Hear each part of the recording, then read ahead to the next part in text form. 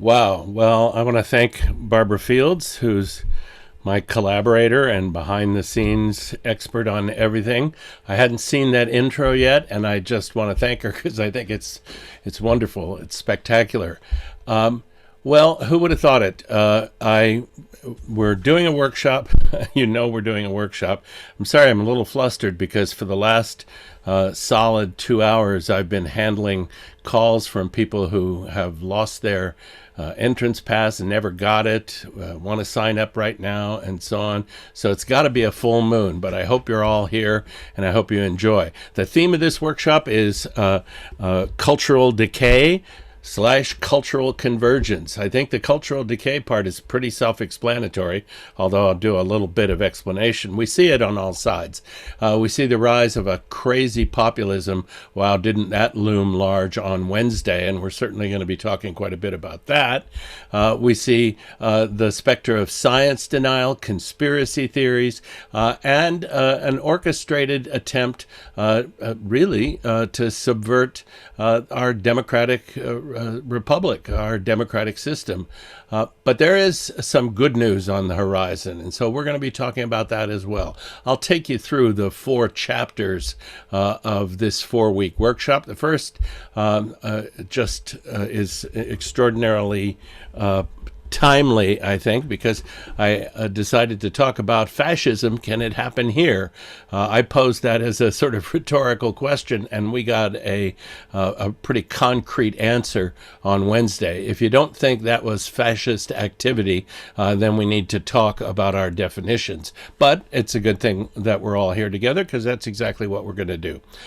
So I'm going to go ahead and start this. I want to just give a little shout out to some friends that are here. Dick and Sandy Drew, that I haven't seen for an age. But Dick and I co-taught many, many years ago as high school teachers, and that really began my whole interest in comparative religion. It began my interest in this kind of teaching. And if I hadn't walked into all of those classrooms with him, we might not be having this conversation here today. Alan Race is joining us once again from across the pond. And John and Karen Sanders from New Hampshire. I'm just saying hi to some very close friends, and also just a sort of general hi to all the great people from Common Ground that I worked with for so many years that are joining us today. Okay, enough of that. Let's go ahead and share the screen. And I have to do that. Always takes a minute.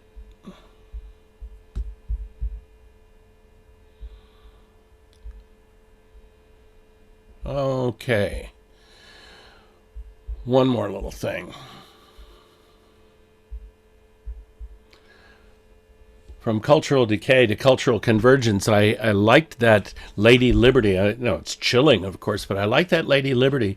Reminds me sort of that very seminal shot from Planet of the Apes, from the initial one, when he suddenly realizes where he is, that he's in the future. But anyway, we're going to talk about cultural decay as well as cultural convergence. From time to time, you're going to see this color scheme on my slides that moves from red to blue or from blue to red. If it's going from blue to red, I'm talking about cultural decay. If it's going from red to blue, I'm talking about cultural evolution, cultural convergence. My choice of red and blue is, of course, entirely random. Here's a bit of the email that I sent around to talk about what we'd be doing in this workshop. And you saw this in Barbara's wonderful intro piece. These are marchers at Charlottesville in 2017. This group of self-styled neo-Nazi populists marching with tiki torches that they had just purchased from Home Depot. Every time I look at this picture, I think about that. Science denial is a big part of our story, and it's a big, big part of what ails us. And I believe that science denial is at the root of 90% of the conspiracy theories that surround us these days. We'll talk about that as well. And I talked about organized assault on democracy. Don't have to say any more than that. But for all of this, for all this dark stuff, there is, well, proverbial light at the end of the tunnel, and we'll be getting to that. Part of that discussion comes in our third week, when we're going to take up an idea that's presented in a wonderful couple of books that I will introduce to you by Colin Woodard, not Woodward, but Woodard.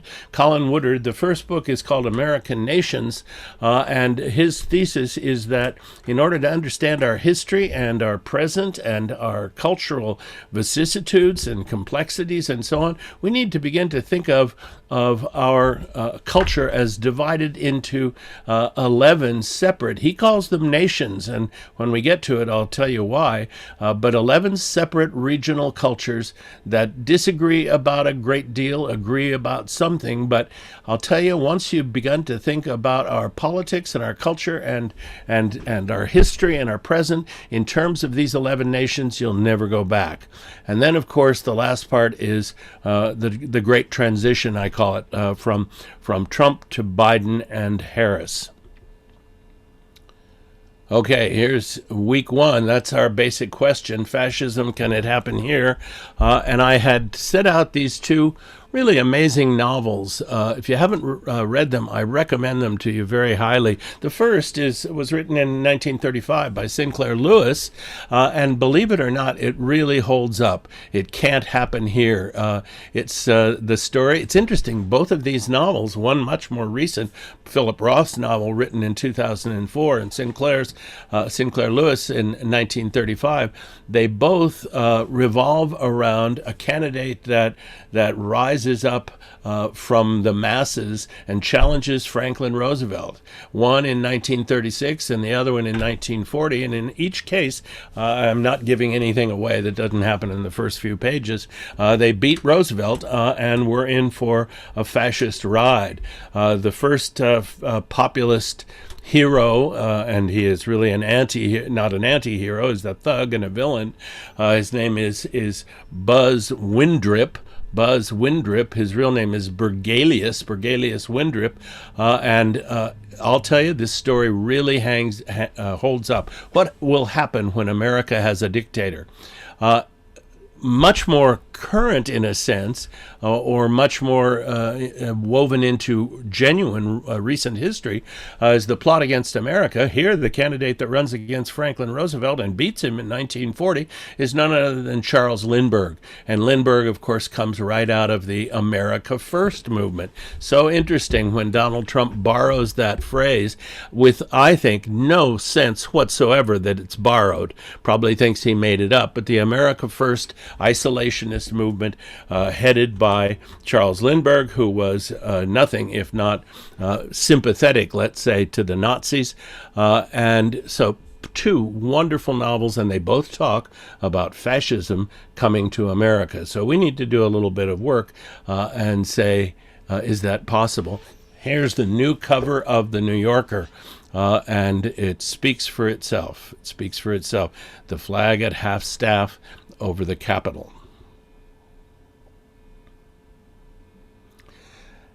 Now, I'm going to show you two banners. Here's the first one, and each one of these refers to a graphic that I've put together, a sort of circular graphic that tells the story, each one tells half the story of fascism as a movement, fascism as a political reality, and so on.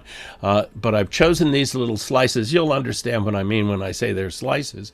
And the two diagrams from which these are taken are already on the website. If you go to jklecturehall.net and you see the tab that says Home, you scroll down under the Home tab and you'll see Resources. Click on that and it will take you to a section where there are handouts for various classes, and the very first handouts listed are labeled proto-fascism and sedition, and you'll understand that better when I show you the graphics.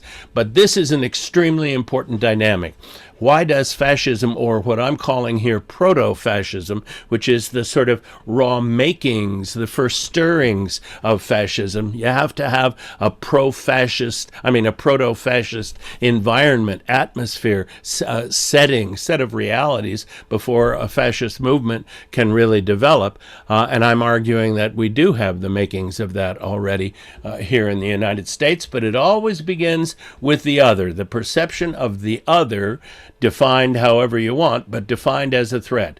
The other may be people of a different color, of a different religion, of a different gender, of a different politics, or all of that wrapped up together. And one of the curious things that happens when I am confronted with the fact that the world is filled with people who are other than I, who have a different religious persuasion, a different moral, ethical basis, a different gender, and so on.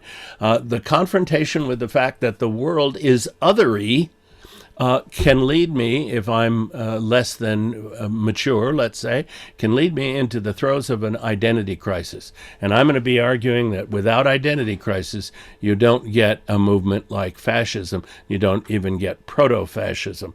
Proto-fascism, nurtured, especially after a demagogue appears on the scene, becomes fanaticism, which leads us into full-on demagoguery. And now here's the other one. From demagoguery, we move deeper into fanaticism, and sedition is the mill, the generative force that can take us from fanaticism, and one is almost tempted to say from mere fanaticism to full-on insurrection, and then it's just a hop, skip, and a jump to civil war. By the way, there should be a little arrow up there between fanaticism and demagoguery, but you don't care. These are scenes from inside the Capitol. The guy is on the stairs in the House side of the Capitol waving the "Trump is my president" flag. This one strikes me as interesting. This is outside. And the guy has the poster that says, "Overturn the Biden win." Not overturn the fraud, but overturn the Biden win. I think that's unintentional, and yet it speaks volumes. Biden won. Let's see what we can do to overturn it. And here's a guy whose name is Richard Barnett. The reason I know his name is that he is currently in the slammer facing what is very likely to be a long prison term. He's sitting at Nancy Pelosi's desk. He has his foot up on the desk, and there's a recording of him yammering away about how, after all, this is our desk. She just rents it from us, and so on. He left a quarter on the desk because he stole an envelope from her desk. He's in jail. I thought this is one of the most ironic of all of the images to come out of it. Here's day one. This is Trump's inauguration. What's interesting is that you see all the people that attended right there in that shot. And you'll recall that his inaugural address was titled American Carnage. Here's day one. Here's day 1448. We're looking at the west entrance to the Capitol, and there was already scaffolding in place that these protesters, these rioters, these insurrectionists, let's say, clambered all over. But this is where the inauguration of Joe Biden will take place in another 11 days. And here's just a closer picture of those steps. How did this happen? This is a question we're going to hear dissected and discussed for weeks and weeks and perhaps months to come. This is perhaps one of the most telling photographs of all.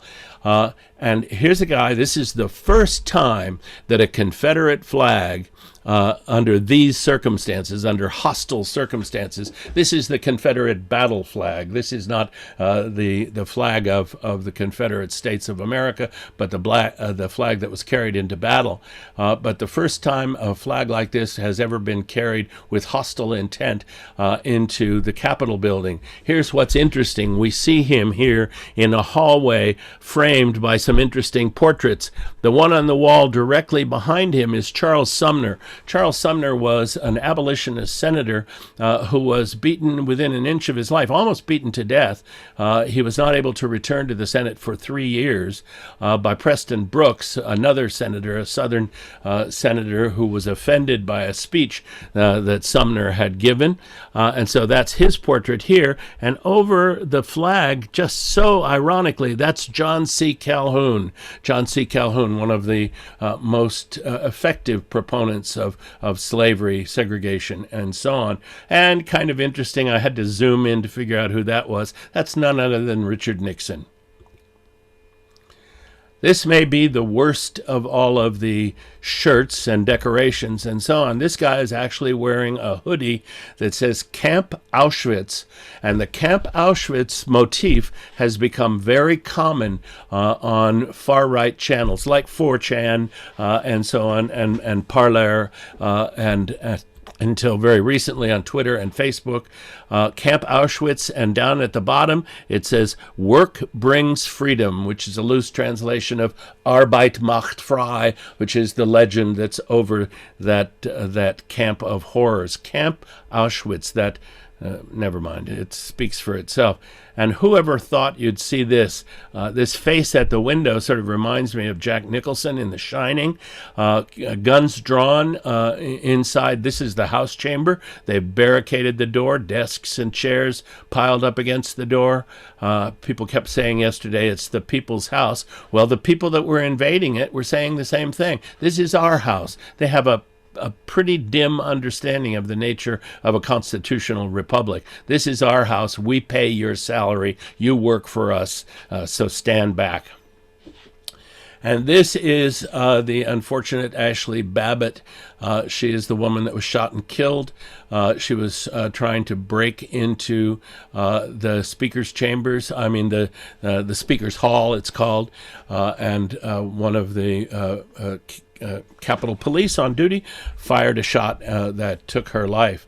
I've been reading up on her long career. She voted for Obama in 2008, but then began the slippery slide down the rabbit hole and was a full-on Q supporter. Q, the conspiracy theory that argues that the global sex traffic is controlled and has been for decades by Democrats. And most recently, the woman in charge of the global sex traffic has been Nancy Pelosi. You see that Q on her shirt. We are Q. Here are the 147 or 148 members of Congress, Republican members of Congress, that voted against the certification of the results of the Electoral College. You see here, up here is Josh Hawley from Missouri, and down here is Ted Cruz, of course, Matt Gaetz, and a whole host of other critters. There's Lauren Bobbitt, who just got elected from my home state, Colorado. Here's Josh Hawley giving the fist up sign to the demonstrators outside the Capitol building. That's as rumpled as he's likely to get. And here's Ted Cruz also giving the fist up. And here's the instigator-in-chief. No question about that. Okay.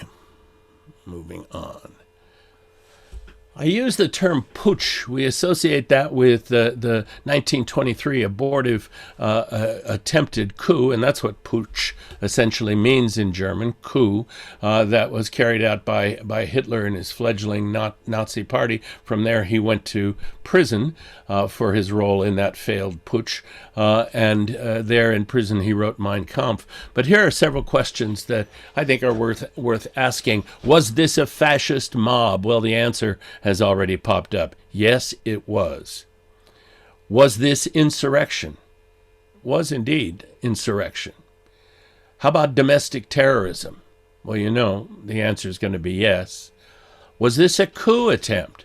And the answer there is yes, again. Now, coup as a term has no legal standing, but it's used by political scientists and historians, philosophers, and so on. We all know what it means. A coup in French can mean a cut, but it means in this context a blow. The coup d'etat, the blow against the state. Was this a coup attempt? No question about it. Was this treason? And this is a question that would have to be adjudicated. We already have people on the right saying the worst you could say about what these people did is that they participated in a riot. Well, I think it was something much worse than a riot. There's no question that it rises to the level of insurrection. Certainly it's domestic terrorism. It was an attempt to overthrow a free and fair election. And if that's not a coup, I don't know what is. And every definition of treason that you're going to find in our statutes, our federal statutes, fits what happened and fits it to a T. Was Donald Trump's speech seditious?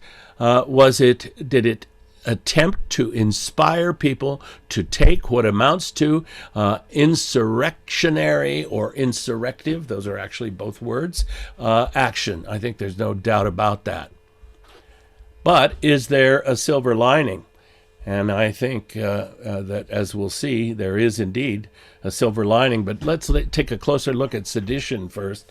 And I hope you don't mind if I read this. To put down, destroy by force, or overthrow the government, and or hinder, delay, or prevent the execution of any laws. That's really interesting. I mean, you could say, well, wait a minute. They weren't trying to overthrow the government, but they were certainly trying to hinder, delay, or prevent the execution of laws. The law that called for the assembled two houses of Congress to count the electoral votes and declare and certify a winner.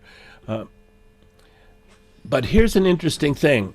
Although the wording here emphasizes force, historically, sedition has most often been a matter of speech. And I'm talking about cases that have been brought. We could go back to the Adams presidency, what John Adams rightly regarded as the great failure of his presidency was his signing of the Alien and Sedition Acts, which were really designed to suppress dissent and to suppress his opponents in the Jeffersonian Party. But historically, sedition has most often been a matter of speech, urging others to destroy, to overthrow, to hinder, to delay, to prevent. And if you don't think Trump's speech to the assembled demonstrators, as they were at that time before they marched up to the Capitol, if you don't think it was urging others to destroy, overthrow, hinder, delay, or prevent, you need to listen to it again.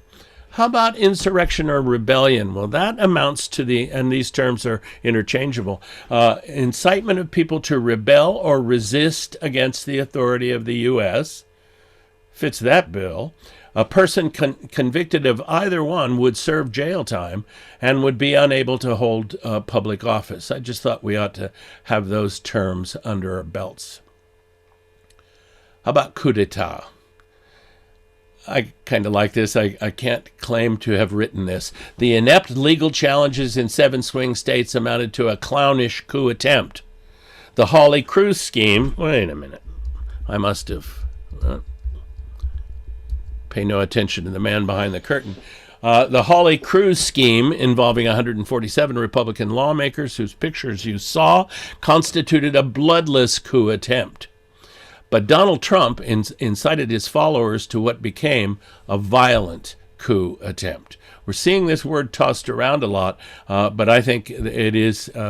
There's no question about it. His hour-long call with Brad Raffensperger, Secretary of State of the state of Georgia, was nothing more or less than an attempt to overthrow Georgia's free and fair election, as Raffensperger kept telling him. He kept saying, sir, the problem with this is that the data you're citing is wrong. Your data is incorrect. And Trump kept saying, look, Brad, all we need is 11,000 votes. All we need is for you to find 11,000 votes. And now, the attack on the U.S. Capitol was an act of treason, however you cut it. There's no doubt about that. You're sworn to uphold our Constitution. Now it is up to Congress to confront this egregious assault on our democracy. And after this, we're going to walk down, and I'll be there with you. We're going to walk down. I'll be there with you. We're going to walk down, anyone you want, but I think right here, we're going to walk down to the Capitol, and we're going to cheer on our brave senators and congressmen and women. And we're probably not going to be cheering so much for some of them, because you'll never take back our country with weakness. You have to show strength, and you have to be strong. We have come to demand that Congress do the right thing and only count the electors who have been lawfully slated. Lawfully slated. I know that everyone here will soon be marching over to the Capitol building to peacefully and patriotically make your voices heard. Today we will see whether Republicans stand strong for integrity of our elections, but whether or not they stand strong for our country. Here's an interesting question that is going to be asked in the days and weeks to come. It's already being asked. Is there a double standard between the way Black Lives Matter, for example, protesters, and also I could throw in here protesters that came to the Capitol building to talk about climate, mostly college students and so on, that were cuffed, treated very, very roughly, and hauled away. This woman in the upper right has just been pepper sprayed. Someone is there with a saline solution trying to rinse out her eyes. The woman on the lower left has just been hit in the face with a rubber projectile or a bean bag. And yet here's a guy walking away in the upper left. He's walking away with a podium from the Speaker's office. That seal says, Seal of the Speaker, House of Representatives, United States House of Representatives. And he's going to walk out with it. And actually, he's going to carry it away. The guy in the lower right that you've seen before, bare-chested and tattooed and wearing the fur helmet with the horns and so on. He's actually, his name is Jake Angeli, and he's pretty well known in Arizona politics. He has positioned himself as one of the leaders of the Q movement in Arizona. The guy to his right with the red hat is interesting. As it turns out, he works for a company in Connecticut or Delaware, and he was recognized by co-workers and by his bosses. He's wearing his company ID badge, and he found out yesterday at the end of the day that he is no longer employed. But anyway, look how these people are being treated. And compare the way the Black Lives Matter protesters were treated. And why do you suppose that is? Well, we'll talk a little bit about that. Sedition is incitement to insurrection, okay? And the cause for which this fascist army, and I have army in air quotes there, this fascist army chose the path of violence, is what is often referred to as the lost cause of the Confederacy. Let me just tell you a word or two about that. Back in 1866, at the conclusion of the Civil War, a fellow who had been a junior officer in the Army of the Confederacy, or the Confederate States of America, wrote a book called The Lost Cause. It sold widely, and essentially the argument of the book was that the war had been caused by the North, not by the South. You know that ever since the Civil War, the term for that war in the South has not been the Civil War, but the War of Northern Aggression. Occasionally it's called the War between the States, but to this day they call it the War of Northern Aggression. That was an argument that was put forth in the book The Lost Cause, but he also went on to argue you that of the two cultures, North and South, the South was far more educated, far more genteel. The North, was rough-hewn, uneducated, crude, and a slave living on a plantation in Virginia was fortunate by comparison with a factory worker in Chicago or Boston or New York. Anyway, this idea of the lost cause was picked up by an organization that was founded not long after the Civil War, the Daughters of the Confederacy, the United Daughters of the Confederacy, the UDC. Interestingly enough, that's the group that put up the lion's share of the statues that we're now busily taking down. Statues of Stonewall and Robert E. Lee and Jeff Davis and so on, John C. Calhoun, these statues of Confederate heroes and Southern racist heroes. But the lost cause is basically the idea that the only reason we lost is not because our cause was not just. It was just. We were in the right, they were in the wrong.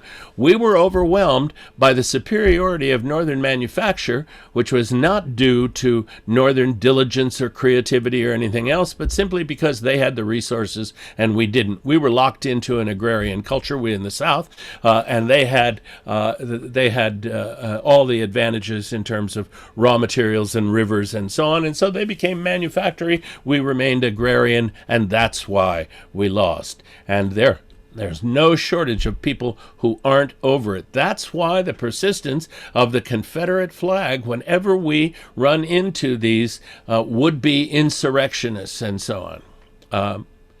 The attack on the Capitol, though, I think this is really important, was all about the perceived loss of white power. If there is one big issue that beats at the heart of what you might call the proto-fascist infrastructure, or it's not even an infrastructure, the proto-fascist dynamic that lives and breathes in the United States, the number one issue is the perceived loss of white power. But there's a thing about lost causes. This is a book by a friend of mine, Steve Prothero, who is, I spent most of my academic career teaching about religions of the world, and my specialty was Buddhist studies, as was his, and so we knew each other at conferences and that sort of thing. But Stephen Prothero has moved on, as I have, from Buddhist studies, and he writes a lot about politics and culture and so on. This is a book he wrote in 2015 that is just as good as the day it came off the press. Why Liberals Win the Culture Wars Even When They Lose Elections. Battles that Define America from Jefferson's Heresies to Gay Marriage. It's really a terrific book, but the argument he puts forth is that liberals tend to embrace issues that you could put under the rubric, as I have done here, of cultural evolution. You see the movement from red to blue there, and the other side tends to embrace causes that can be arrayed under the rubric of lost causes. So one nation versus a divided nation. Civil rights, on the other side, slavery and discrimination. Beyond racism, no, let's stick with white supremacy. How about gender equity? No, we're good with patriarchy. Right to choose? No abortion ever. How about gay rights? Gay rights to the other side is simply a joke. We're locked into our homophobia. And how about interreligious engagement? Because for about the last 30 years of my adult life, that has been the focus of my work. Involvement with the global interreligious movement, and so I have a lot of time for that and a lot of interest in that. But the opposing view, the lost cause, is only Christianity. Now, whatever your own views, if you go down that list: divided nation, slavery, white supremacy, patriarchy, no abortion ever under any circumstances, homophobia, and only Christianity, those are dead in the water as issues that will move an electorate, as issues that will move a culture, move a body politic. And that's the big difference between the two sides. I said before that there might be a silver lining.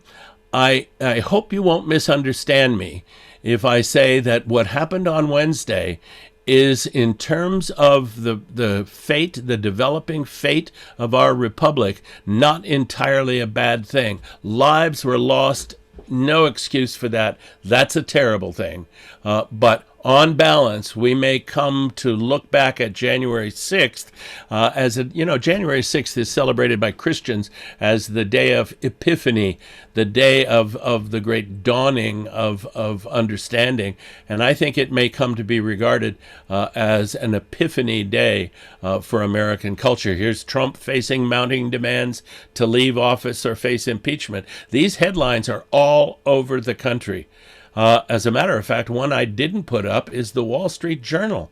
The editorial page of the Wall Street Journal on Thursday published a piece that said it's time for President Trump to resign, to leave office, or face impeachment. Wall Street Journal, and not just Wall Street Journal, but the extremely conservative editorial page of the Wall Street Journal. Here's George Will. Ever since the death of William Buckley, George Will has been the most articulate, the most arcane, and sometimes difficult to penetrate voice on the conservative side. But he's been a never-Trumper from the get-go, and he just wrote this the other day: Trump, Hawley, and Cruz will each wear the scarlet S of a seditionist. This was the big story yesterday. Twitter banned Trump's account and citing the risk of further violence. At first, it was a suspension. Now it has become a lifelong ban. And there's another website called Parler, should be parler from the French to speak, and that's the root of a word like parliament. But this is an alternative website that pitches itself as Twitter without rules. You can say anything you want on Parler. And so it has positioned itself to pick up the slack as Twitter tightens up. But big news came for Parler yesterday. How do you suppose you get a hold of that app? You buy it through the Apple Store if you run iOS devices, or you buy it through Google if you're an Android person, whatever that would mean. And both Google and Apple said, we're not selling this application any longer unless you clean up your act. Google suspended it, and Apple said they were about to. But how about this? And this is from Business Insider. By the way, another one I don't have up here is Forbes magazine. Forbes magazine called for the immediate resignation of Donald Trump. And Business Insider says that the MAGA mob shows that the Republican Party isn't worth saving. Disband it and start over. Dozens of articles published today about how the mob has effectively destroyed the post-presidential careers of Jared and Ivanka. This is bad news for the whole bunch. Now, you may have seen this, Scat, if you were glued to your set, as many of us were, you may have seen you may have seen the Q sign. I'm getting notes from people having trouble getting in. Where we go one, we go all. Q is a conspiracy theory, a conspiracy movement that's associated with a person, an anonymous poster who's been around for many years, who claims to have a position, a high-level, top-level security clearance and a high-level position inside government. He's been there for a long time, and he tells what's really going on. But he does it in extraordinarily cryptic fashion, little riddles and so on. And so all the followers of Q are trying to solve the riddles, and they solve them in countless different ways. But this is the group that believes very strongly that the global sex traffic has been controlled forever by Democrats. That's what bankrolls the Democratic Party, the global sex traffic, and Hillary Clinton is in it with both feet. And their motto is WWG1 WGA, where we go one, we go all. And you will see this at every Trump rally, for example. But here are some others. Here's an interesting thing. These folks showed up with pre-printed T-shirts saying Civil War with the date, with Wednesday's date, January 6, 2021. In other words, the idea that something big was going to happen on this day was already in their minds. The Three Percenters are a group you might not have heard about. This is a right-wing militia, and it's based on the erroneous notion that only 3% of the people of the Americas, people who lived under British rule in the American colonies, only 3% fought back. That's nonsense. It's absolutely not true, but it's one of those internet rumors that get started. And so a group of would-be militia people started a movement, and they called themselves the Three Percenters. The Kraken, the Kraken, the legendary sea monster that was invoked by none other than the certainly disgraced Trump lawyer Sidney Powell, who, along with Rudy Giuliani, was the voice of Trump's failed 59 out of 60 court cases that were struck down. But she kept talking about releasing the Kraken. What that meant to her, and what it has come to mean on the net in these dark circles, the Kraken represents a treasure trove of evidence that is just waiting to be received or released, and the evidence demonstrates beyond any question that the election was stolen in an organized, deliberate plot. And you keep wondering, why didn't you release any of the Kraken, or just let a tentacle show in one of these court cases? No, any day now we're going to release the Kraken. And so this has become a rallying cry, and now, I didn't know this before, it's got its own flag. And the Oath Keepers, this is a militia. The Oath Keepers, nothing more to be said about that. And did you know that they erected a gallows outside the Capitol, and that some of the people that were roaming the halls and searching for Mike Pence were shouting that Mike Pence had to be dragged out, tried, and hanged? Had they found Mike Pence, I think he might have been in peril of his life. But the noose and gallows, the symbolic noose and gallows, set up outside the Capitol. Here's an altered Confederate flag. You see the alteration. It has an automatic weapon emblazoned on it. These are the Gadsden flags, the coiled rattlesnake with the legend, "Don't tread on me." These were designed by Christopher Gadsden, who was a general, Gadsden, a general in the Continental Army during the Revolutionary War. And this has been appropriated first by the Tea Party and now by what calls itself the alt-right, the alternate right, these people. And here's one you might or might not know, the white power symbol. I'm going to hold it up here to the camera. It looks like an OK sign, but it's not. If you know your coded language, the W stands for white, and the little circle represents the P. So WP stands for white power, and this sign is being flashed by all of these people in this group. Now, the orange hats identify them as Proud Boys. Usually they wear their Proud Boys shirts and uniforms, but their leader was recently arrested for tearing down from a black church in Washington, tore down a Black Lives Matter banner and set it alight, and he spent a few days in jail, was just recently released. And here again is the creep with the Camp Auschwitz sweatshirt. It's just unbelievable. How ignorant do you have to be? And of course, if you were to ask him, he would, without hesitation, tell you that the numbers in the so-called Holocaust were grossly inflated, that only a fraction, if any, only a fraction of the Jews we mourn and others we mourn actually died. You may be able to make out, or maybe not, that the sign that these other folks are holding up says the Speaker of the House, Nancy Pelosi. They've ripped the sign from her door and shattered it. And so I've labeled this whole thing fascist cosplay. I don't know if you're familiar, probably a lot of you are familiar with the term cosplay. It means costumed play. People who go to conventions, comic conventions, and go in costume costume as Princess Leia or a Wookiee or whatever the convention happens to be. But that's called cosplay or costume play. And that's what's going on here. Fascist. People like to use the word to describe any politician they don't like, on both sides of the aisle. Now, it might seem like an exaggeration to call Trump a fascist. I mean, he's not calling for a genocide or imprisoning his own people without due process. But I want you to reflect for a moment on his words, on his political tactics, on his rhetoric, if you will. I've devoted the last decade of my life to studying fascist propaganda. And if you use history and philosophy as a guide, it's easy to see parallels between Trump's words and those of the most reviled fascists in history.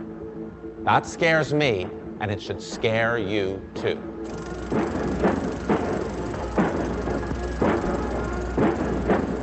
We flirted with fascism before. They wore Hitler's uniforms, but they wrapped themselves in the American flag.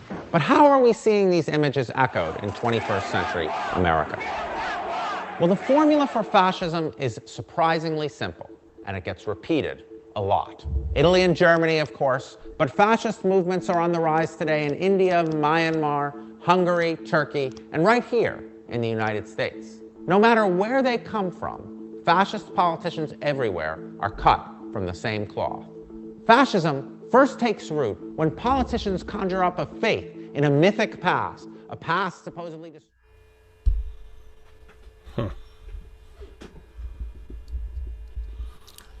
Let me see if I can catch up with that. No, I'm not going to be able to. I'm sorry. I was trying to send the code to someone who can't get in, and so we lost the last 30 seconds or so, but I'm going to take you through it. The ways of fascism, this is what Dr. Stanley was talking to us about from Yale University in the Department of Philosophy. Fascism does a couple of things, does three things actually. First and foremost, and then we're going to cut to a scholar from Oxford University that I have admired for many a year, Roger Griffin, and we'll see his definition of fascism. Slightly different, and yet they are convergent. But Stanley puts it this way. First of all, fascists summon up a mythic past. Roger Griffin is going to absolutely agree. That's the starting point of fascism. Some remembered past that we need to re-invoke. It's a back to Eden kind of thing, or, to coin a phrase, it's a make America great kind of thing. Viktor Orban, the reprehensible dictator of Hungary, won re-election with an unimaginative phrase, make Hungary great again, summoning up of a mythic past. The best example of this, of course, is Hitler and Himmler. Most of the work was done by Himmler, but the creation, the fabrication of this notion of a pre-existing Aryan folk, an Aryan people who were essentially, they were the progenitors of everything great that any European ever did. So summoning up a mythic past to which we must return. Another part of fascism is an ultra-nationalistic creed. When I say ultra-nationalism, it's the extreme form of us versus them. If we are ultra-nationalists, we're not just Americans, we are ultra-Americans. We're more American than any other American is likely to be. This takes the old idea of American, in our case, American or Hungarian or German or whatever it happens to be, exceptionalism, and it exalts it to the extreme. So the first thing is the mythic past, then ultranationalism, and then comes populism. And populism is terribly misunderstood. Populism is regarded very often by our media, our commentators, journalists, and so on, as a rather benign kind of thing. I remember back when Al Gore was running for president, and it was concluded by his advisors that he came off as a little bit stiff, you think? And so they decided that the remedy for that was to make him lose the tie and put him in corduroy. Nothing says man of the people more than corduroy, apparently. So what we had was a shoulder to toes corduroy, brown corduroy clad Al Gore, just as stiff as he ever was, and kind of having a little laugh at himself. But what the media said is this is the populist Al Gore. This is Al Gore that cares about and will appeal to the people. And that's what populism first meant when the American Party and the American Populist Party of William Jennings Bryan was going to bat for the tremendously disadvantaged and manipulated people, mostly in the western states, farmers and miners that were taken advantage of by the great eastern landowners and railroads and manufacturers and so on. And the Populist Party came to their aid. And Bryan became one of the political giants of that period. But over time, populism came to mean something very different. Populism came to be defined not by the people who were part of the movement, but by the demagogue that manipulated them.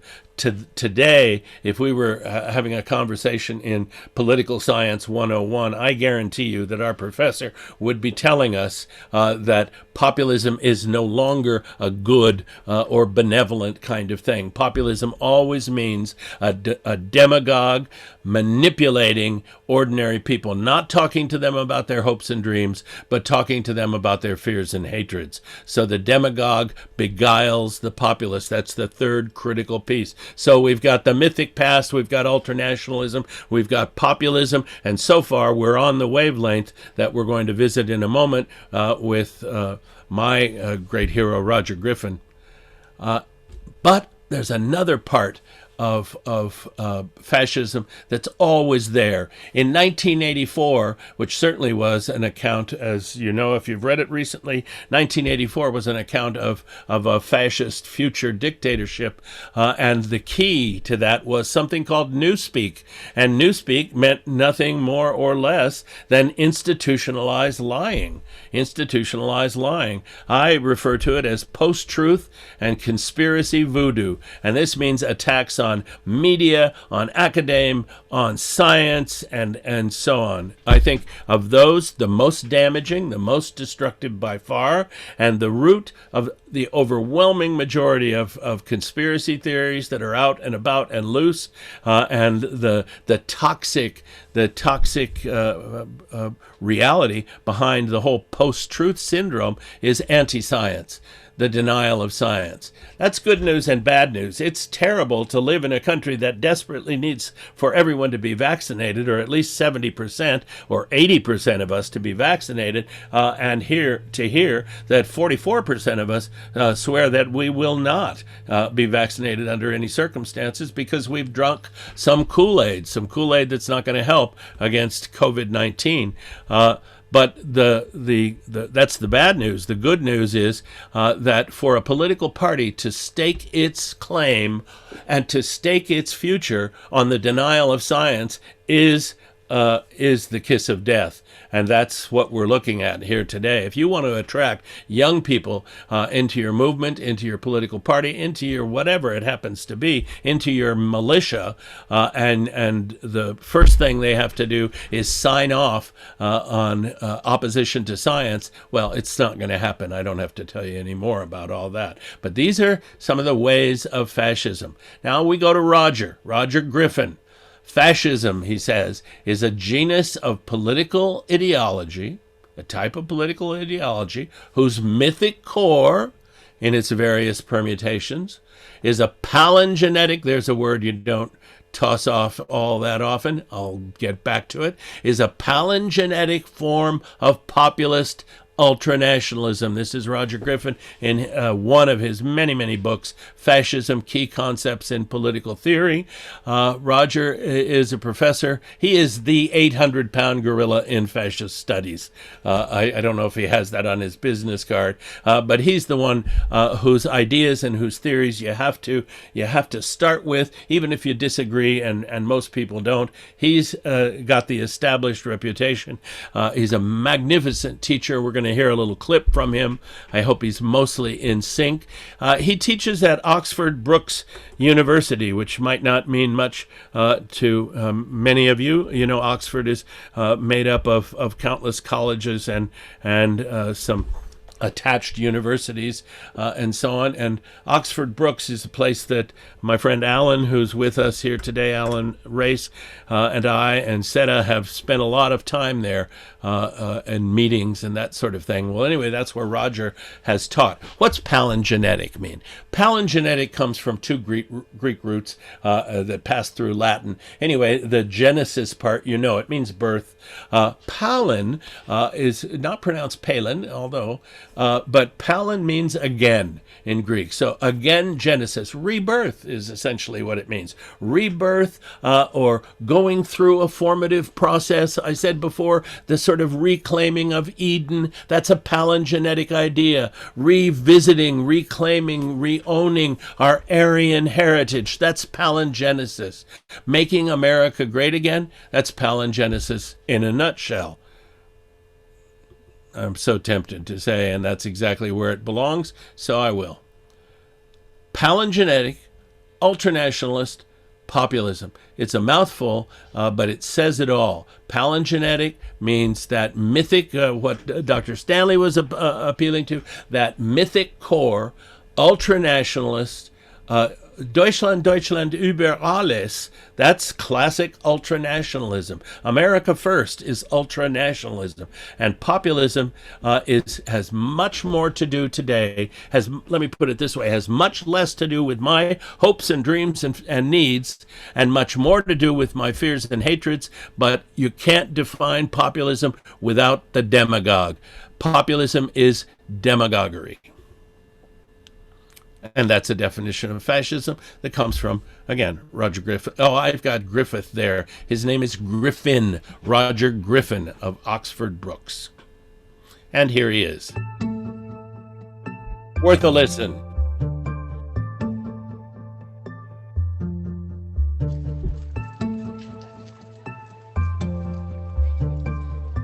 Essentially, fascism is a revolutionary form of nationalism. It emerges in a crisis of the nation or the race where enough people feel that something radical has to happen, otherwise the nation will collapse or the race will die. So it's a revolution which involves changing not just the social structures and the political structures, but also the way people feel a new sense of identity as part of a reborn nation. So the core myth of fascism is the myth of the national rebirth. And where do I get this from? From reading fascists. This is how fascists themselves, in all the different countries, I could give you a long list, if you actually read or read in translation what they said about what they were doing, this is what they thought they were doing. So that is my definition, a revolutionary form of nationalism.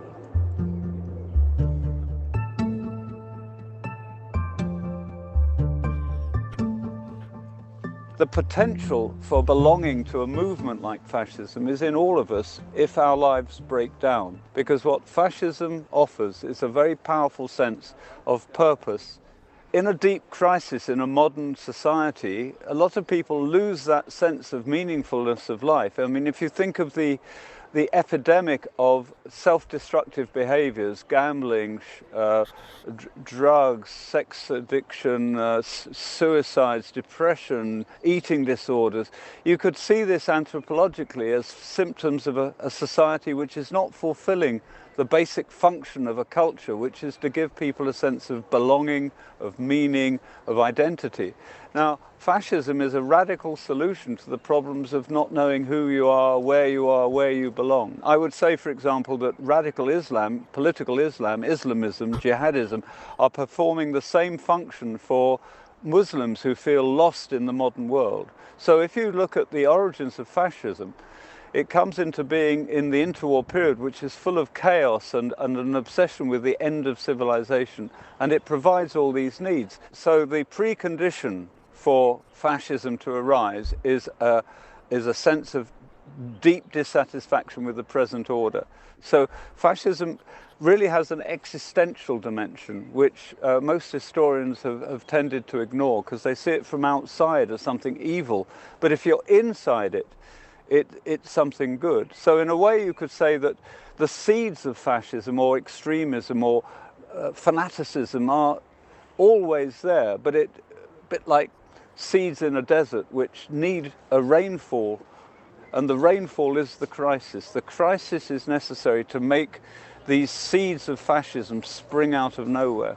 The other factor is that you can't have fascism in a country which has not secularized. In other words, if the culture is still dominated by Christianity or Buddhism or whatever, there is no space for a secular nationalist movement of rebirth, because all the energy, all the cultural energy goes into the maintaining of the religion. So fascism could only come into Europe and be born in Europe because there had been over 100 years of the breakdown of the church, the breakdown of Christianity, secularization, the First World War, that created an orgy of nationalism, the First World War. And this is in the context of the nationalization of the masses that fascism comes into being.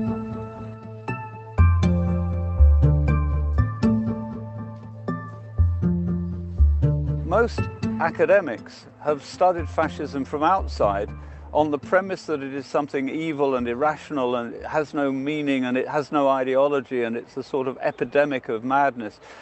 But my entry into fascist studies was to say, well, what do fascists think fascism is? And this allowed me to notice a pattern in their thinking that I have already mentioned, the idea of rebirth of the nation into something glorious and healthy. Now that technique, if you want to give it a name, I call it methodological empathy. Now, if I try to empathize with a fascist in order to love them or to join them, that's a negative empathy. But if you want to understand fascism, but by trying to imagine what their problems are and what the crises they want to solve, then you enter into their universe. And there are parallels with the way, for example, certain forms of depression or mental illness are dealt with. So I suppose my originality originally was that I read as many fascists as possible.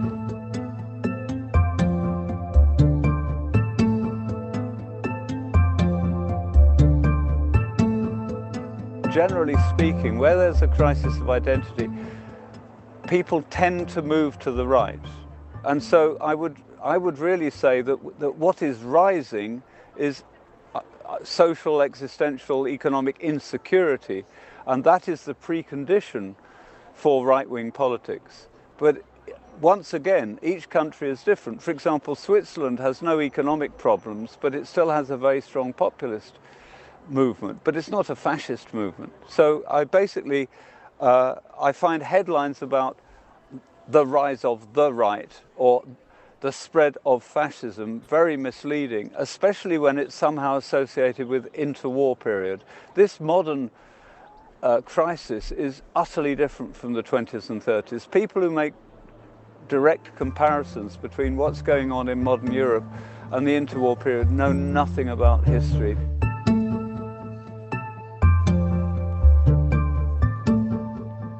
I would identify two major threats still posed by fascism. One is terroristic fascism.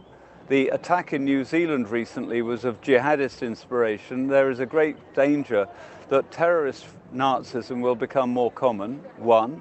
Two, there is a very insidious, subtle danger posed by what's called technically the new right. Now, the main danger that fascism has acquired in an age of populism is that they can enter into national politics by coming in via populism. Radical uses of the language of difference and identity and keeping your culture whole, which can move into mainstream politics. And at that point, non-fascist parties start bringing out policies which are a concession to the far right. And I think that is a sort of contamination, eine Verseuchung, which really is the main danger posed by fascism. But again, this is very different from saying there is an it on the rise. It means that whenever you find real fascism, you have to say, where is it in society? What influence is it having? And is it affecting, for example, school textbooks or immigration policy or human rights? You know, That is the main danger as I see it, but not a fascist revolution.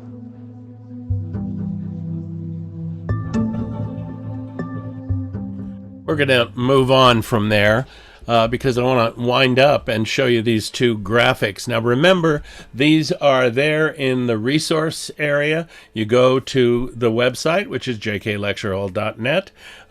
Once you arrive there, there's up at the top a tab called Home, and you click that tab and scroll down to where it says resources, or maybe it says resource library. Click on that and you'll be delivered to a page where you can download a variety of different handouts, some for classes that have passed, but feel free to download anything that looks interesting. But the two for this class so far are this one on proto-fascism and the one that follows on sedition. So this is my attempt to model, first of all, when we talk about proto-fascism is a generative dynamic.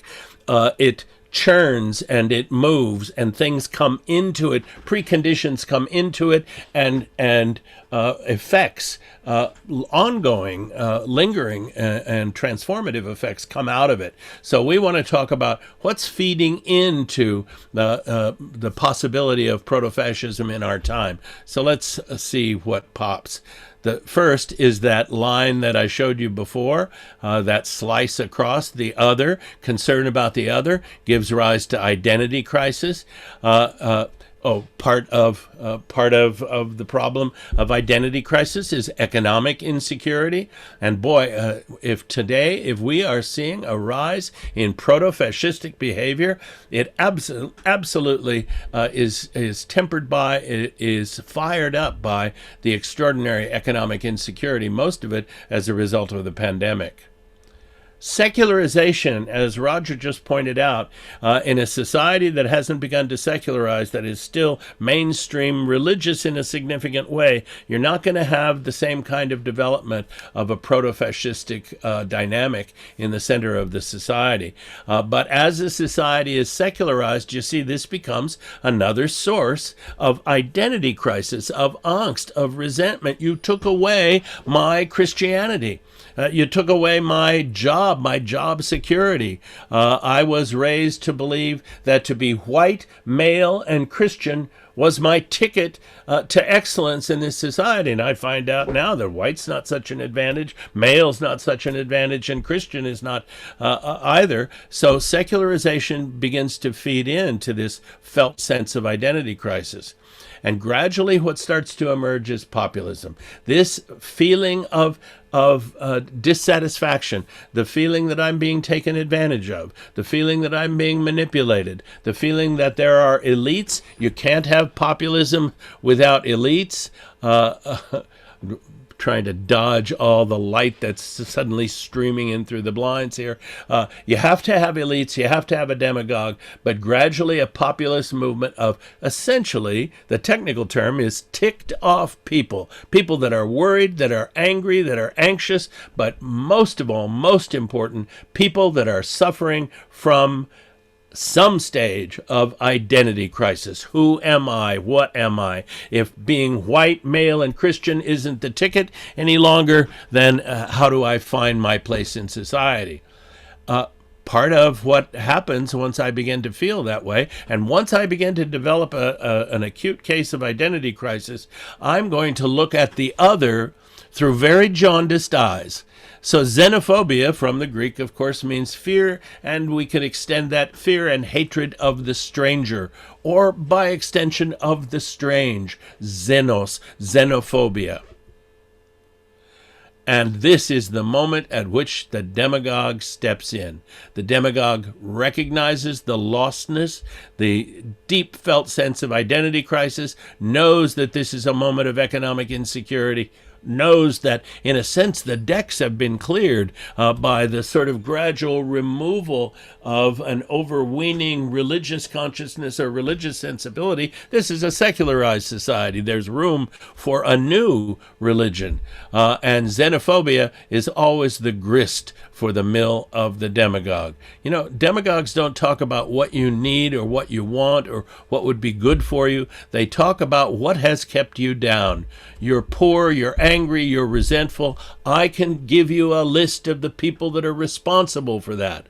In modern times, in 21st century America, that list includes people of color. It certainly includes feminists. It includes people who care more about the earth than they care about other human beings. It includes liberals.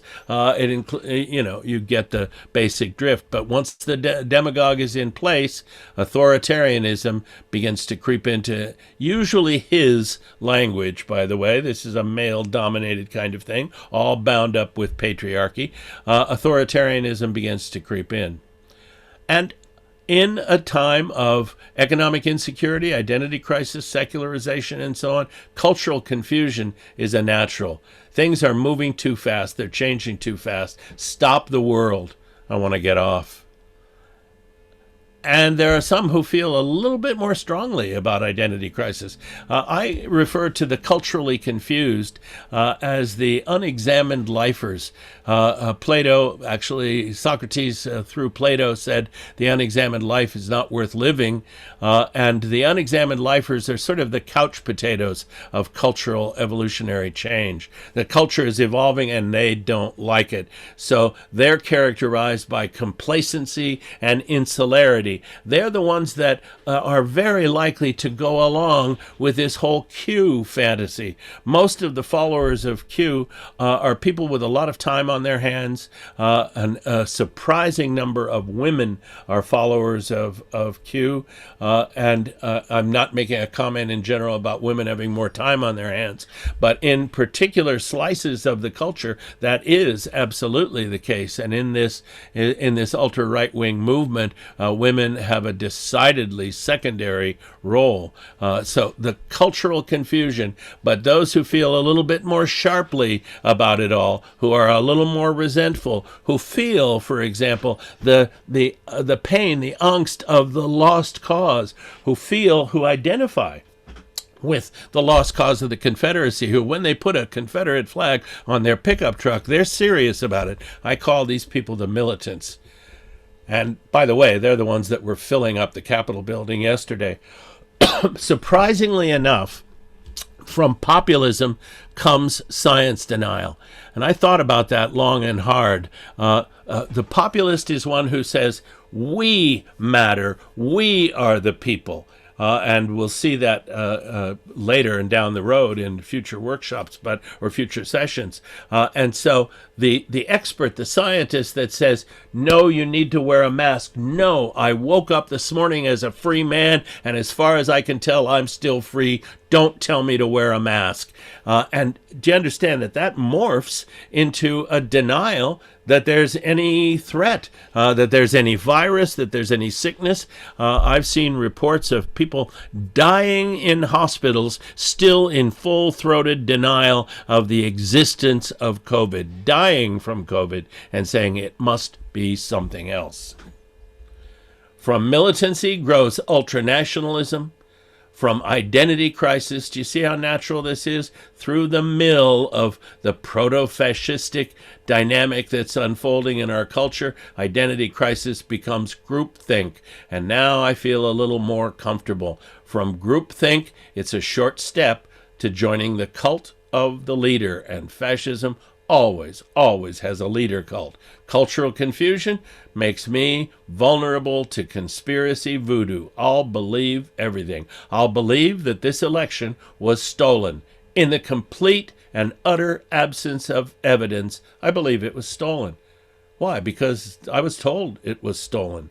Secularization leaves room for the co-opting of religion, and in our current fascistic or proto-fascistic dynamic, it's hard to sidestep the very important role that's been played by some evangelical Christians who have bought uncritically into the leader cult. And let's just look. Oh yes, I wanted to define this for you. Amazingly enough, this is a term we see a lot these days, Herrenvolk. And this comes from the German, obviously. Herren, in this sense, means the elite. The elite, those who are worthy of that title, Herr. Herr doesn't just mean Mr. It's closer to Lord. But the elite people, democracy by the elite, that just means if you're not one of the in-group, you're not going to be participating in democracy. Democracy for the few. Another name for it is oligarchy, the rule by the few. And just to remind you, the pandemic never went away. So from uncertainty, we move to the right. Good general rule in politics. The more uncertain and unsettled times are, the likelier it is that we see a movement to the right, and that movement to the right can carry us all the way to extremism. Let me just quickly say that when we get to sedition, all the things that ended up on the right side of the proto-fascist chart are going to start us off on the left side, and we're going to go very quickly through these, and I'll probably start with this again next time. This is our last slide, and I'm just going to ask you to indulge me with a few more minutes.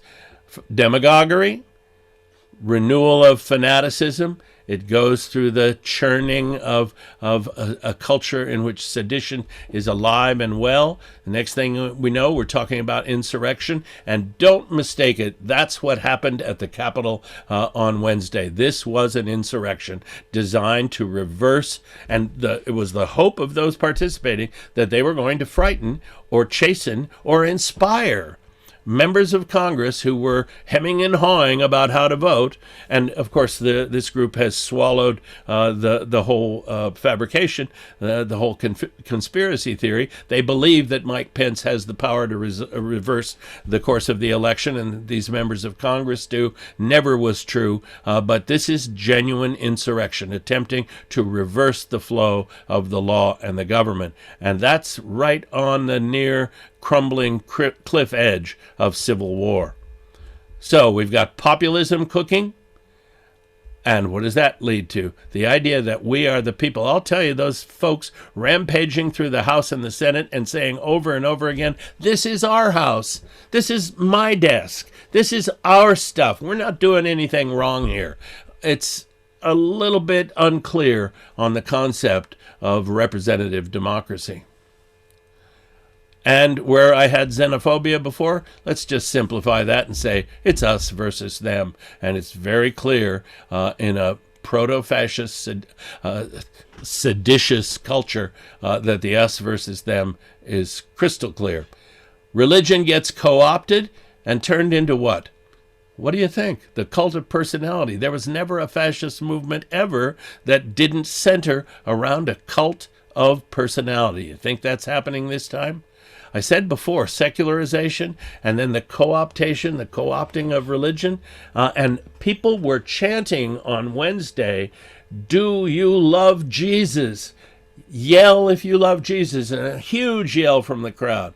Yell if you love Trump. A louder yell. And they went on like that. Jesus, Trump. And Trump trumped Jesus every single time, at least yell-wise. That's cult of personality. And don't make the mistake of thinking it's not a religious phenomenon. The demagogue, authoritarianism, still very much there, now reinforced by that cult. Conspiracy voodoo, what happens to it? In a culture of sedition, it becomes the big lie. It has recently dawned on me, we're almost done here, it has recently dawned on me that the number one conspiracy that's alive in and well on the dark side in this culture, and that was rippling through that crowd and ripples through that crowd every day and every hour, is the conspiracy theory that says everything is controlled by a deep state. People that have been part of government forever, presidents come and go, but these deep, malevolent actors are always there. They're in the CDC. They're falsifying the data about numbers of infections and deaths and so on. They're in the people that were in charge of vaccine testing. And so the vaccines are not safe.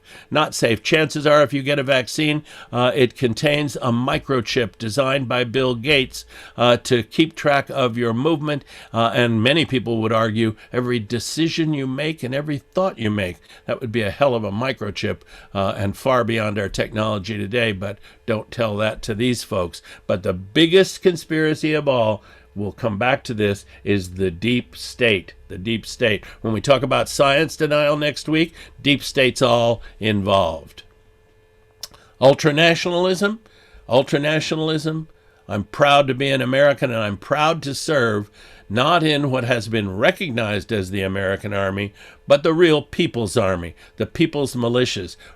On Wednesday, in the Capitol, there were probably 20, at least 20, I heard one estimate, sets of militias, or 20 militias that were represented, each with its own distinctive uniform and gestures and so on. And what are we on here? This is the road to treason. From uncertainty, we go to the right, always, and to extremism. From disaffection, we move to tribalism. Does that make sense? We'll talk about that a little bit when we talk about science denial. Tribalism. You know, the doctor comes from outside and no, we'll stick with our tribal ways, thank you. And from tribalism, it's a short step to armed violence. You know, we were very close. This was armed violence that we saw on Wednesday. And what does it all add up to? Well, treason.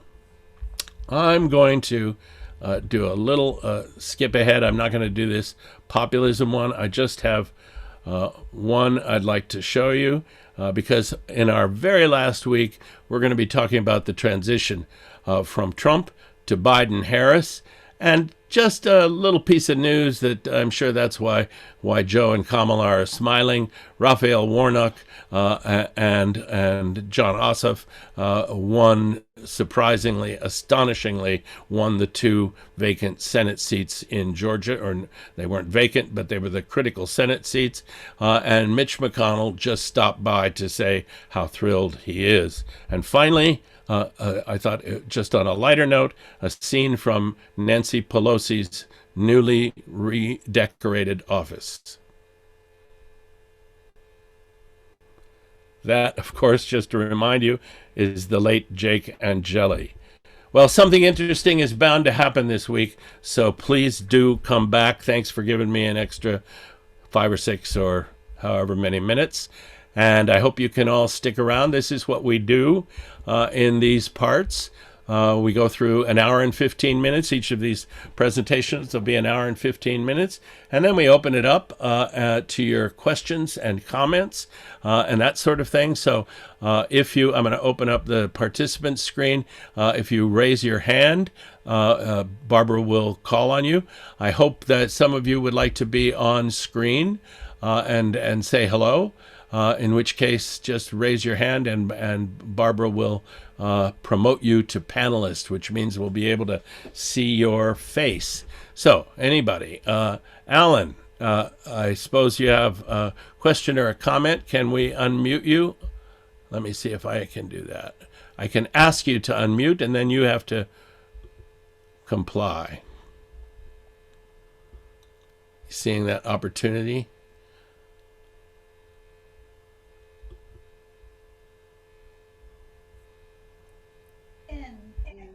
There you are. Go. Oh, you got muted again. Just unmute in your lower left corner. We'll all learn about this soon enough. There you are. Go ahead. Ah, and we have your camera. We should be able to hear you.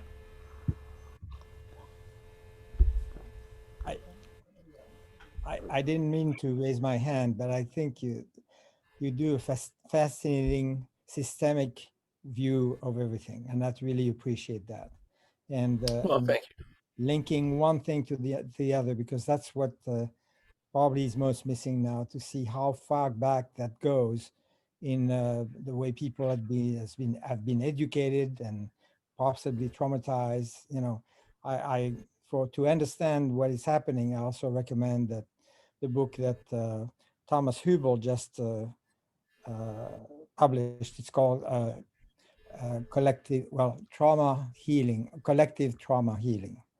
and because Collected trauma healing? collective, yeah, healing collective trauma. That's the real title. Healing collective trauma. Yeah, and he And mentioned, yeah, and because I think many of the people that were at the Capitol, from my perspective, have had things in their childhood, in their that have been, they have had some both individual traumas and collective traumas, and I think to do you, keep that in mind.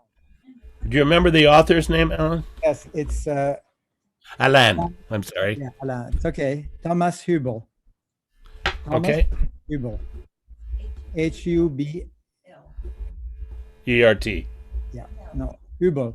Let me put it in the, yeah, I'll put it in the chat. Okay, thank you. Thank you very much, Alan, and I'll pronounce your name right next time. Thank you. Sorry, I was a bit slow to be on. Not a problem. Not a problem. It's tricky for all of us. Anyone else? I hope will pop up. No. Nary a hand. I'm going to have to call on somebody here and like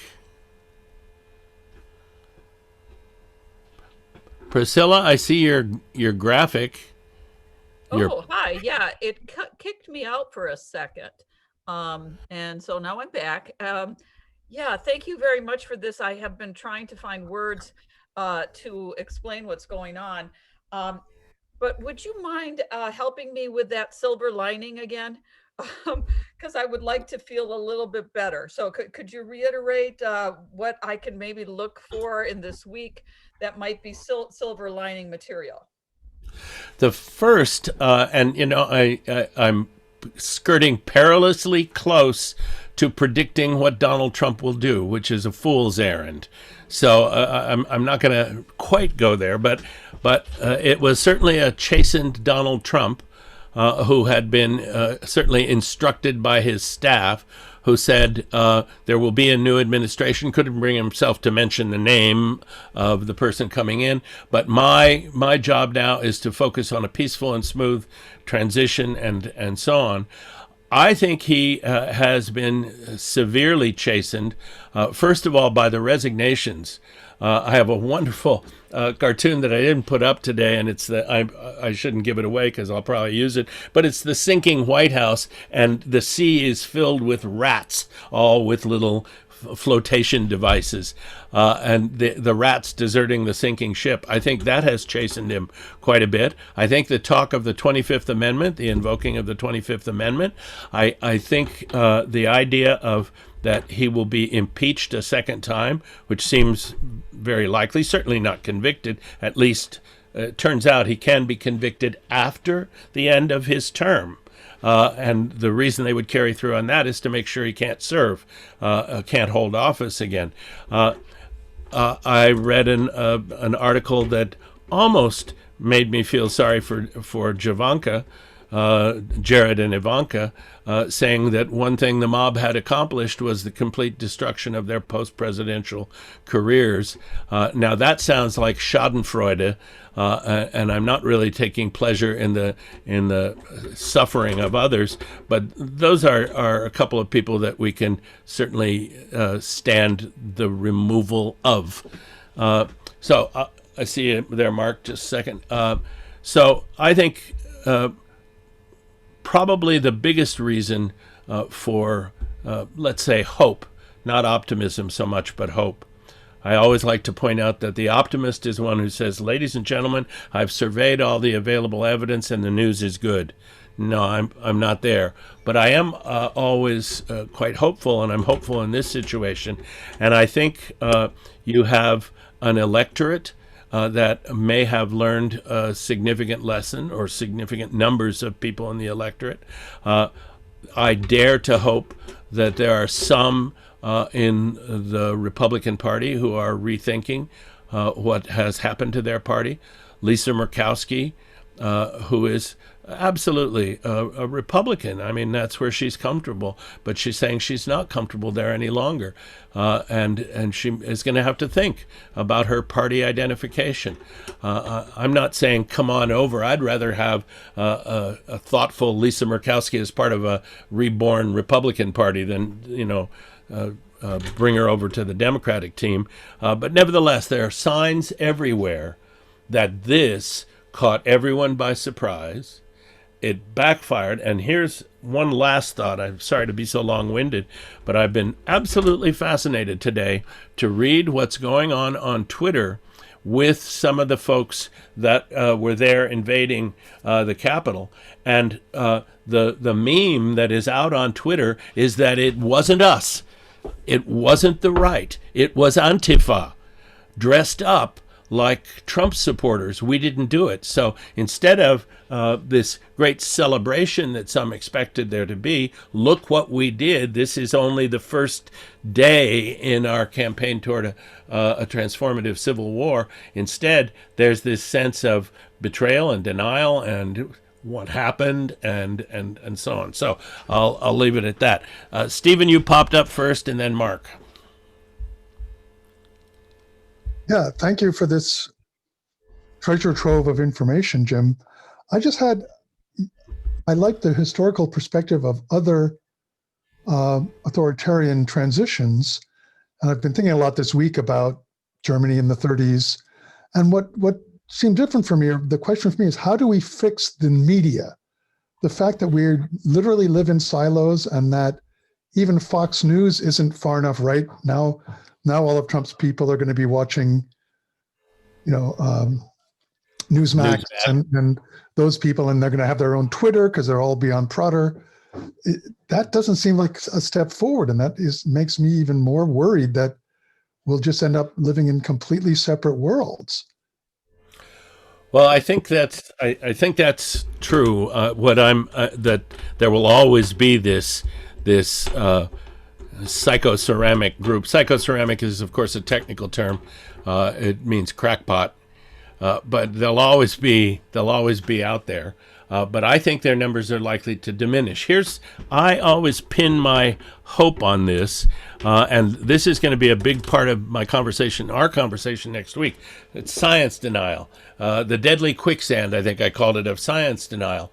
And to try to build a movement, to try to build a political party on the denial of science, especially when you're in the middle of a deadly pandemic. You can only deny the existence of the coronavirus and COVID-19. You can only deny it until you get it. And numbers are, I don't have to tell you this, Stephen, the numbers are escalating. And I think that is going to be a major part of the game break. So my other great hope rests with the next generation, and you do not bring the next generation into line or into your political movement or your insurrectionist movement. You don't do that by saying, come on over here, we know better than to take science seriously. So I have a lot of hope based on that. The mainstream media, I don't think needs as much fixing as some people seem to think. I actually believe that we have been very well served by many of the most important outlets of the mainstream media. I don't always agree, but I think we had a lot of courageous and forthright and thoughtful and profoundly analytical reporting that has served us through these awful 5 years. I know it was only a 4-year term, but there was more involved. Mark? Yes. Can you hear me? Yeah. Okay. Perfectly. Thanks. I was just wondering why, with the impeachment talk going on, McConnell said that he would do it 1 hour after Biden is sworn in. How long is McConnell? When did the Democrats become in charge of the Senate so that they're in charge of it? Why is he in charge of it then? January 20th. Oh, okay. But the interesting thing about impeachment is that you can carry on an impeachment after someone has left office. And so the trial could be. Now, it's going to be very interesting to see what will happen, how sitting Republicans in the Senate, how they, this is going to be their last hurrah with regard to Trump. And how do you want to go down on record? Do you want to go down as part of the Cruz Hawley team, or do you want to go down as someone who has had some sort of come to one's senses movement about Donald Trump? And I don't know how to predict that, but I'll be watching, with great concern and excitement and enthusiasm. Okay, Mark. Jack, I'm going to try to unmute you there, or ask you to unmute.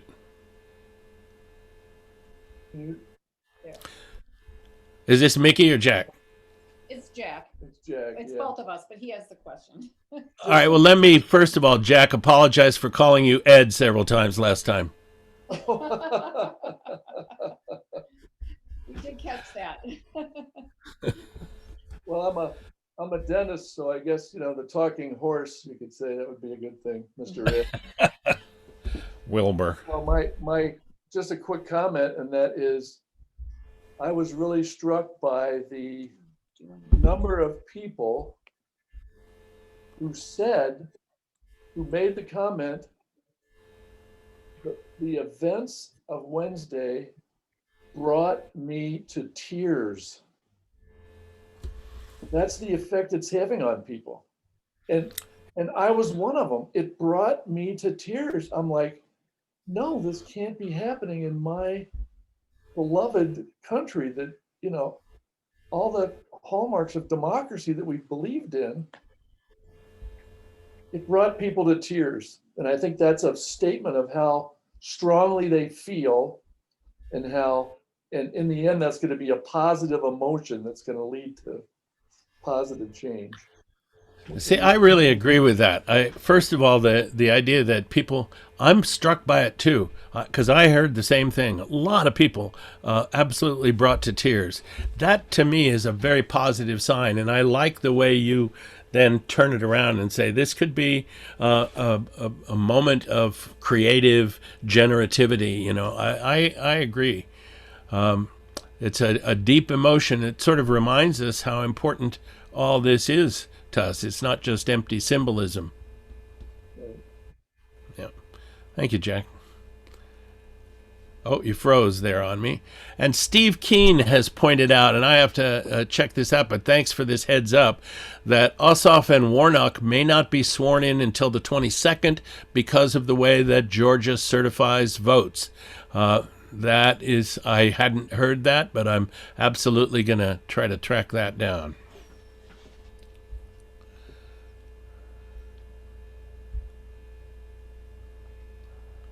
I just snuck up on and surprised my friend Dick Drew, who I'm sure will have something to say. And it's just that I haven't seen him for so long, and I hope he'll turn on his camera. It's looking promising.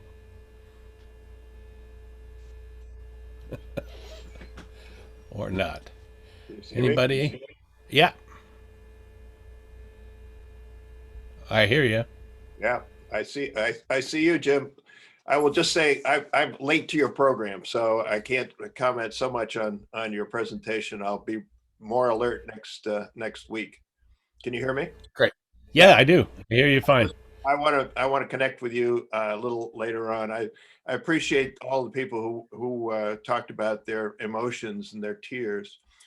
For Sandy and for me, Sandy, my wife, we were transfixed. We could not get away from the television set. We could not believe it. And 2 years ago, we had taken 3 of our grandchildren, 13 years old, into the Capitol building and been given a tour. In fact, we were in Nancy Pelosi's office as well. And now we're checking back with those 3 who are now 15. And they had a profound memory of that, and also reaction to to what we all have unfortunately seen. So I appreciate your, as always, thoughtful analysis, and I look forward to our having a chance to talk further. Good. I'm anxious, and hi to Sandy. Great, thank you. And we have a question from John and Karen Sanders, off in Etna, New Hampshire. Is there a way to prevent Trump from pardoning his minions involved with Wednesday? And the quick answer to that is no. But then you add Washington, D.C. charges, and there, absolutely, Washington, D.C. Can bring charges, just as, the state of New York is very busy pursuing, particularly the Trump organization. But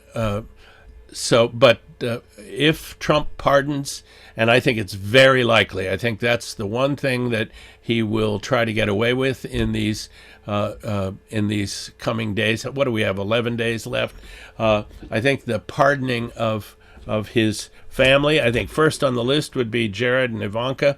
But then I think Stephen Miller, for example, probably needs to be bulletproofed, and others. So I think there will be pardons coming out. Now, you remember, of course, you both know this, that to accept a pardon is admission of guilt. So you can't be pardoned in advance for crimes yet to be committed, yet to be thunk up. You can't be pardoned for that. But to be pardoned for crimes that have been committed, the only way you can accept that pardon is by an implicit, and it is, I understand, force of law, explicit admission of guilt.